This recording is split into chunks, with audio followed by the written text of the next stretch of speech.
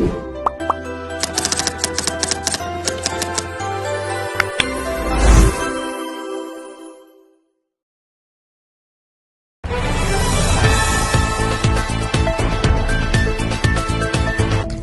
everyone.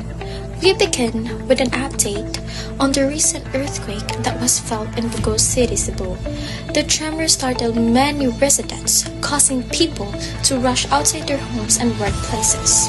While there were no reports of major damage, the earthquake served us as a strong reminder that our area is not free from seismic activity. Local authorities immediately advised the public to remain calm and stay alert for possible aftershocks. That's right. And while the shaking has stopped for now, experts reminded us that an earthquake can happen at any time, often without warning. So this is why preparedness is very important. Families are encouraged to secure heavy furniture, prepare an emergency go bag with food, water, flashlights, and first aid supplies, and know safe spots inside their homes. Reminder, during an earthquake, drop, cover, and hold on. Being prepared can keep everyone safe, even when we don't know when the next earthquake may occur.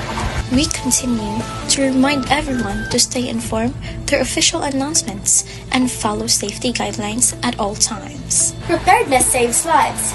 Stay alert, stay ready, and take care of one another.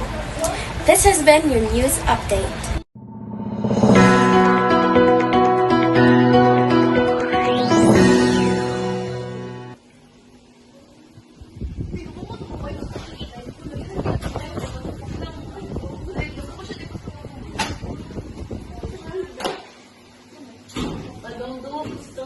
Oh, wait! You bring the emergency kit because my mom told me to keep that one ready.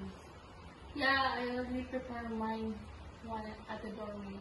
We haven't secured last weekend.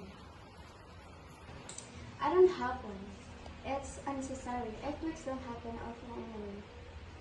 You should be prepared. It's better than to be ready. I'll be fine. Wait, did you guys feel that? OMG, the floor is shaking! Earthquake? Under the table now! Where do I go? We're under the table, hurry! I didn't know what to do.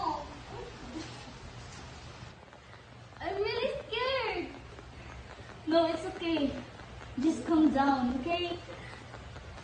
It will be end soon. It will be fine.